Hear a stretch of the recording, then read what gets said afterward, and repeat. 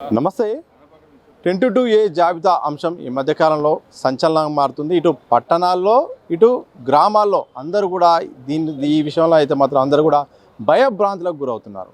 ఎందుకంటే ఇన్ని సంవత్సరాల పాటు మా భూమి మా ఇల్లు అనుకున్న ఒక్కొక్కరికి నిషేధిత జాబితాలు వేయడంతో ఒక్కసారిగా అందరూ బయటకు వస్తున్నారు. సర్కారుపై కూడా విమర్శించే ప్రయత్నం చేస్తున్నారు. కొంతమంది మనతో పాటు బాధితులు ఉన్నారు. వాళ్ళు ఎక్కడి నుండి వచ్చారు, వాళ్ళ అభిప్రాయం ఏందో తెలుసుకునే ప్రయత్నం చేద్దాం. సార్, మీ పేరేంటి, ఏం చెప్పదలుచుకున్నారు, మీ సమస్య ఏంటి? నా పేరు చంద్రశేఖర్ రెడ్డి. ఇక్కడ ఉండే మిత్రులందరం కూడా బడంగపేట మున్సిపల్ కార్పొరేషను, పూర్వ బడంగపేట మున్సిపల్ కార్పొరేషను, మీర్పేట పూర్వ మున్సిపల్ కార్పొరేషన్ నుంచి వివిధ కాలనీల నుంచి మేము ఈరోజు 22Aకి సంబంధించినటువంటి ఆందోళన చెందుతున్న ప్రజల తరపున ఇక్కడ ప్రతిపక్ష డిప్యూటీ లీడర్, శాసనసభ డిప్యూటీ లీడర్కు, అదేవిధంగా సబితా ఇంద్రారెడ్డి, మిగతా నాయకులకు విన్నవించడానికి, మెమోరాండం ఇవ్వడానికి మేము ఈరోజు ఇక్కడ రావడం జరిగింది. ఎందుకంటే మా దగ్గర ఉన్నటువంటి ఒక మీర్పేట మున్సిపల్ కార్పొరేషన్లో దాదాపు ఒక 150 కాలనీలు ఉంటాయి. దాంట్లో ఈ అసైన్మెంట్స్ ల్యాండ్స్ అని, లేకపోతే ఈ ULC అర్బన్ ల్యాండ్ సీలింగ్ కింద ఉన్న ల్యాండ్స్ అని ఈరోజు దాన్ని బ్రాండ్ వేసి 22A కింద పెట్టేసి గత 15 రోజుల నుంచి రిజిస్ట్రేషన్స్ పూర్తిగా ఆపివేయడం జరిగింది. దీనికి సంబంధించి కలెక్టర్ కానీ, అదేవిధంగా సబ్ రిజిస్ట్రార్లకు కానీ విన్నవించడం జరిగింది. వివిధ కాలనీల ప్రజలు కూడా అక్కడ విజ్ఞాపన పత్రాలు కూడా ఇవ్వడం జరిగింది. కానీ ఇప్పటిదాకా కొనుగోలు కానీ అమ్మకం కానీ పూర్తిగా నిషేధించారు. ప్రజలు దీనికి సంబంధించి చాలా ఆందోళన చెందుతున్నారు. ఇక్కడ ఉండే కాలనీలన్నీ కూడా దాదాపు ఒక 25-30 సంవత్సరాల కింద ప్రభుత్వాల యొక్క అనుమతితోన, ముఖ్యంగా స్థానిక ప్రభుత్వాలు, గ్రామ పంచాయతీ, మున్సిపాలిటీ యొక్క అనుమతితోన లేఅవుట్లు చేసి బిల్డర్స్ దగ్గర నుంచి ప్రజలు కొనుక్కొని రుణాలు తీసుకొని, హౌసింగ్ లోన్స్ తీసుకొని గృహాలు కట్టుకొని ఇక్కడ నివసిస్తున్నారు. ఇప్పుడు సడన్గా ఒక బాంబు వేసినట్టుగా సడన్గా అన్ని ఇటువంటి చిన్న చిన్న కారణాలు, అంటే పాత 50-60 ఏళ్ళ కింద రికార్డు తీసుకొని వీటిని అర్బన్ ల్యాండ్ సెల్లింగ్ కింద అని, అసైన్మెంట్స్ ల్యాండ్ అని, దేవాదాయ భూములని మొత్తం పెట్టేసి దాదాపు 1000 ఎకరాల భూములను ఈ 22A కింద నిషేధం చేయడం జరిగింది, ప్రొహిబిట్ చేయడం జరిగింది. దీనివల్ల ప్రజలకు విపరీతమైనటువంటి ఆందోళన, భయము, మా ప్రాపర్టీస్ ఏమవుతాయి, ఈరోజు ఎవరైనా అత్యవసరంగా పెళ్ళిళ్ళకో బాధలకు అమ్ముకొని వాళ్ళు ఖర్చు పెట్టుకుందామన్నా కూడా ఈరోజు భూములకు విలువ లేకుండా అయింది, ప్లాట్లకు విలువ లేకుండా అయింది, ఈరోజు హౌజెస్ కూడా వాల్యూ లేకుండా అయింది. కాబట్టి ప్రజలందరూ డిమాండ్ చేసేది ఏంటంటే, ఏదైతే అక్టోబర్ నవంబర్లో ప్రభుత్వం యొక్క జీవో ఇచ్చి 22Aను నిద్రావస్థలో ఉన్నటువంటి 22 రిజిస్ట్రేషన్ యాక్ట్ 22Aను లేపి లక్షల ఎకరాలు దాని కింద పెట్టడం జరిగింది. మేము అందరం కూడా డిమాండ్ చేసేది ఏంటంటే, అక్టోబర్ నవంబర్లో ఇచ్చినటువంటి ఆర్డర్ను వెంటనే విత్డ్రా చేసుకోవాలి. 22A కింద ఉన్నటువంటి భూములన్నింటినీ కూడా ఆ లిస్ట్ నుంచి తొలగించాలి. ఈ కుట్రకు తెరలేపినటువంటి ప్రభుత్వ అధికారులు కావచ్చు, ఎవరైనా ప్రజాప్రతినిధులు కావచ్చు, వాళ్ళపైన ఒక చట్టపరమైనటువంటి చర్య తీసుకోవాలి. ఇంకొకటి ఏంటంటే, హైదరాబాదు, రంగారెడ్డి చుట్టుపక్కల కొన్ని వేల లక్షలాది ఎకరాల భూములు ఒక 50-60 ఏళ్ళ కిందనే ULC నుంచి బయటపడ్డాయి. పట్టాదారులకు ఇచ్చారు, కౌలుదారులకు ఇచ్చారు, వాళ్ళందరూ అమ్ముకున్నారు. ఎన్నో చేతులు మారి ఈరోజు ల్యాండ్స్ మా దాకా వచ్చింది. ఇప్పుడు నువ్వు సడన్గా 60 ఏళ్ళ కింద రికార్డు తీసి ఈ భూమికి సంబంధం లేదు, ఇది గవర్నమెంట్ ల్యాండు, ULC ల్యాండు అంటే ఇది టోటల్గా చాలా అన్యాయము, బాధాకరమైన విషయము. మా కాలనీలందరి తరపున, నేను మీర్పేట మున్సిపల్ కార్పొరేషన్ ఏరియాలో మొత్తం కాలనీల తరపున ఒక ఫెడరేషన్ పెట్టి మేము దీని మీద ఫైట్ చేస్తున్నాము. దానికి అధ్యక్షునిగా ఉన్నాను. ఇక్కడ బాలరాజు గారు, ఈయన ఒక కాలనీ ప్రెసిడెంటు, ఈయన ఒక కాలనీ ప్రెసిడెంటు, ఈయన ఒక కాలనీ ప్రెసిడెంటు, అందరం కూడా ఇక్కడ వచ్చినాం. దీని వెంటనే మా డిమాండ్ ఏంటంటే, 22A స్టేటస్ కో ఏదైతే అక్టోబర్ నవంబర్ ఆర్డర్ ఇచ్చారో దానికంటే ముందు ఏదైతే స్టేటస్ కో ఉందో దాన్ని పెట్టేయాలి అంతే. దీంట్లో అప్లికేషన్స్ ఇవ్వండి, మీరు కలెక్టర్ని కలవండి, రిజిస్ట్రార్ని కలవండి, డిలీట్ చేయమని అప్లికేషన్ ఏంటంటే ఇది ఒక చాలా లెందీ ప్రాసెస్. సో దాని నుంచి బయటపడడం అనేది అంత ఈజీ కాదు.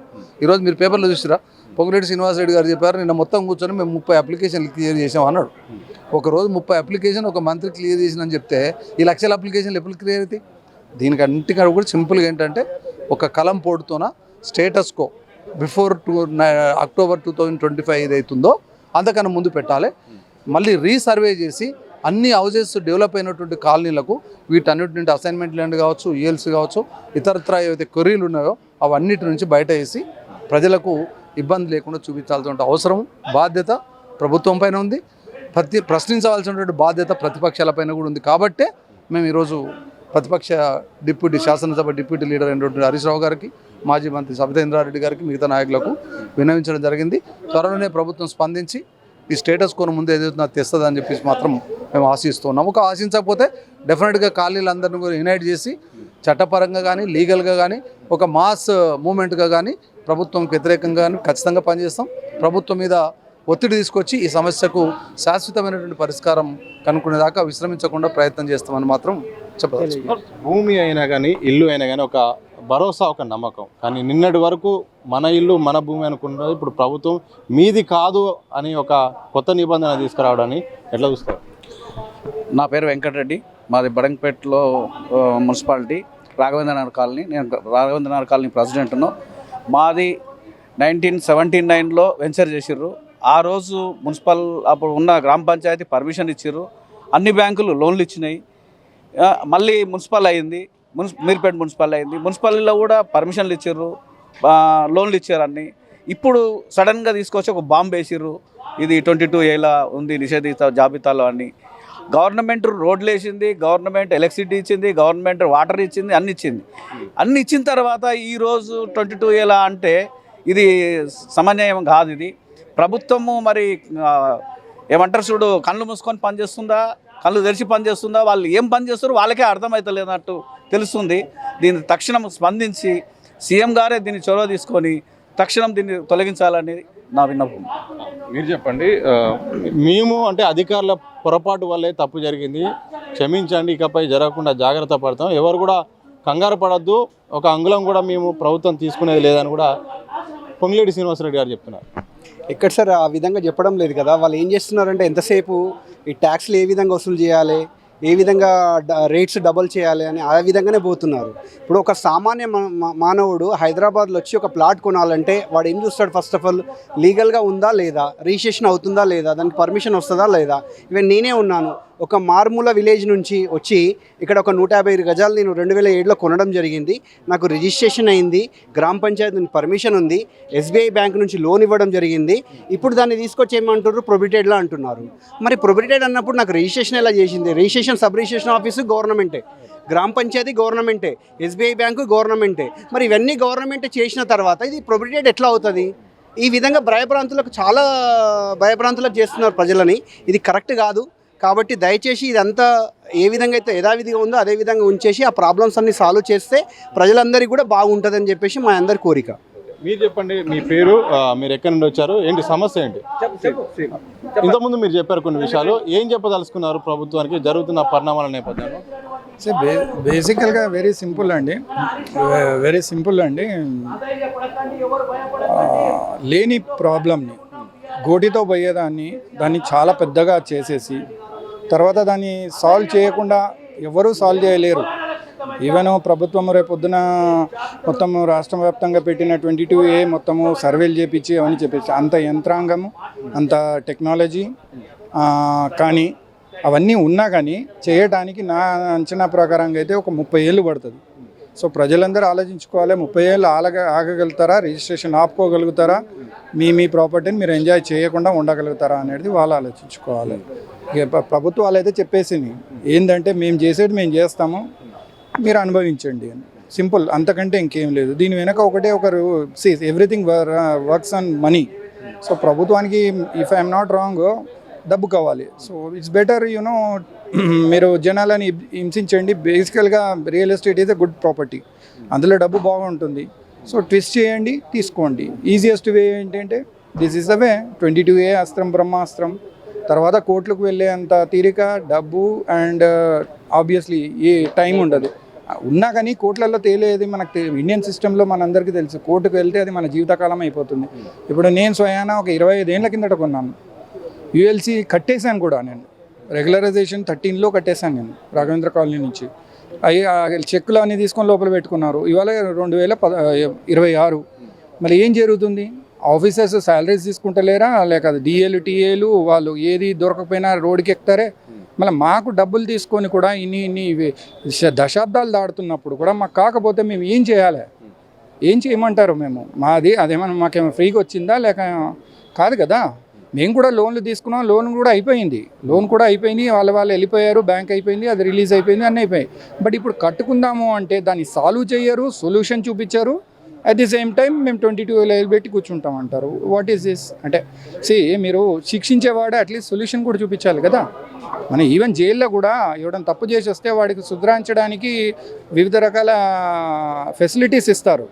మళ్ళీ ఇది ఏంటిది, ఇది అర్థం అవ్వట్లేదు. సో యాజ్ ఎ కామన్ మ్యాన్గా ఏంటంటే బేసికల్గా ఇక్కడ ఎవరండి, డబ్బులు చాలా తక్కువ, చిన్నగా చితక, అసలు ఇంకా ఇల్లు కట్టుకోవాలనుకున్నా వాడు అప్పే తెచ్చుకోవాలి. వాడు ఇప్పుడు అప్పు తెచ్చుకోవాలన్నా ఆఫీసుల చుట్టూ తిరగాలన్నా, ఆఫీసర్ల చుట్టూ తిరగాలన్నా. మన ఇండియన్ సిస్టంలో ఆఫీసర్స్ దగ్గరకు పోతే ఏం జరుగుతుందో మనకు తెలుసు. రెస్పాన్స్ ఉండదు. అండ్ గవర్నమెంట్ చెప్పుకుంటారు. గవర్నమెంట్ అంటే ఏంటి? Government is all put together కదా, వ్యవస్థ మొత్తం కదా, ఇంక్లూడింగ్ అడ్మినిస్ట్రేషన్ ఎవ్రీథింగ్. సో ఇది ఓవరాల్గా ఏంటంటే బేసికల్గా ఇక్కడ ఉద్దేశం కరెక్ట్ కాదు. చేయాల్సి ఏంటంటే ఒక ప్రాపర్ వేలో చేయాల్సి అంటే మీది ఇలా వస్తుంది, మళ్ళీ దీనికి నేను సొల్యూషన్ చెప్తున్నాను, ఇది ఫాలో కాండి. ఇంకోటి మానిటరీ బెనిఫిట్ గవర్నమెంట్ చూడకుండా ప్రాసెస్ చేయమనండి. నా సలహా సింపుల్గా చెప్తున్నాను, నాకు డబ్బులు కట్టకండి, యాజ్ పర్ రూల్లో మీ అన్నిటినీ మీకు అన్నీ రెగ్యులరైజ్ చేస్తాను. బట్ గోయింగ్ ఫార్వర్డ్ ఇంకా మీరు ఎవడైనా ఈ ఇయర్ తర్వాత ఆక్రమించినా కానీ అది చేసినా కానీ ప్రపంచం దిగినా నేను వాడికి ఇవ్వనని చెప్పేసి ఉన్న వాళ్ళకి పట్టాలు కాదు, జనరేషన్స్ నుంచి నేనే కొన్న ప్లాటే 4-5 ఓనర్స్ మారారు. నేను కొనకముందు, నేను కొనే 25 ఏళ్ళు అవుతుంది. సో ఇప్పుడు నా దానికి చెల్లది అంటే నేను ఏం చేయాలి చెప్పండి? ఇల్లు కట్టుకోవాలన్నా ఏం చేయాలన్నా? సో ఇది నా సలహా ఏంటంటే without expecting a monetary benefit, if government can do, మన అప్లికేషన్స్ తీసుకుంటారో వాళ్ళు సొంతంగా చేస్తారో చేసి దెన్ దే సే దట్ సరే మీది ఇది యూఆర్ వ్యాలిడ్, మీరు తీసుకోండి, నేను రిలీజ్ చేస్తున్నాను అనమానండి. బట్ అది చేయడానికి ఇప్పుడు వీళ్ళు పెట్టిన నోటిఫికేషన్కి నా అంచనా ప్రకారంగా 30 ఏళ్ళు పట్టొచ్చు అని నా అంచనా. This is my personal. But అంతకంటే తక్కువలు చేసి చూపించమనండి. వీళ్ళు విన్న వాళ్ళకు కూడా అదే చెప్తున్నాను, 30 ఏళ్ళ కంటే ముందుగా చేసి చూపించమనండి. Thank you. ఇది మొత్తంగా ఒక్కొక్కరిది ఒక్కో బాధ, ఒక్కొక్కరిది ఒక్కో సమస్య. ప్రధానంగా 22A జాబితా సంబంధించిన అంశం అనేది ఇప్పుడు అప్రస్తుతం. కానీ ప్రభుత్వమే కావాలని తీసుకొచ్చి ఈరోజు భయభ్రాంతులకు గురి చేసేలా చేస్తుంది. డబ్బు కోసం ఈరోజు ఈ ప్రయత్నం చేస్తుంది. కానీ ప్రభుత్వము ఒక సమస్యను వచ్చినప్పుడు దానికి సొల్యూషన్ కూడా చూపించాలి. కానీ ఆ ప్రయత్నం చేయకుండా ఈరోజు అందరినీ కూడా ఇటు వ్యవసాయదారులను అయితేంది, అలాగే 30-40 ఏళ్ళ నుంచి కూడా ఇల్లు కట్టుకొని అన్ని రకాలుగా రిజిస్ట్రేషన్ చేసుకొని ఇటు నీళ్ళ సదుపాయం ఉన్నప్పటికీ అన్ని రకాలుగా ఉన్నప్పటికీ కూడా మళ్ళీ కొత్తగా ఈ జాబితాలు చేస్తూ ఉంటూ కూడా చేస్తున్న ప్రయత్నాలు మంచిది కాదు. సమస్యకు పరిష్కారం చూపాల్సిన బాధ్యత ప్రభుత్వంపై ఉంది. లేకపోతే మాత్రం పెద్ద తరహా ఉద్యమాలు కూడా వస్తాయని కూడా హైదరాబాద్ సంబంధించిన చాలామంది కూడా మనతో చెప్పిన సందర్భం కనిపిస్తుంది. ఇదే సందర్భంలో ప్రతిపక్ష పార్టీ అయిన బీఆర్ఎస్ దగ్గర కూడా వచ్చి మా సమస్యను మీరు గలమెత్తండి, లేవనెత్తండి అంటూ కూడా ఒక్కొక్క పార్టీ ఆఫీస్ దగ్గరికి వెళ్ళి కూడా ఈ యొక్క 22A సంబంధించిన బాధితులు కూడా కలుస్తున్న సందర్భం అయితే కనిపిస్తుంది. మరి ప్రభుత్వం ఎలాంటి నిర్ణయం తీసుకుంటుందో చూడాలి. మరి కెమెరా పర్సన్ వంశీతో సతీష్, దిశ టీవీ, హైదరాబాద్.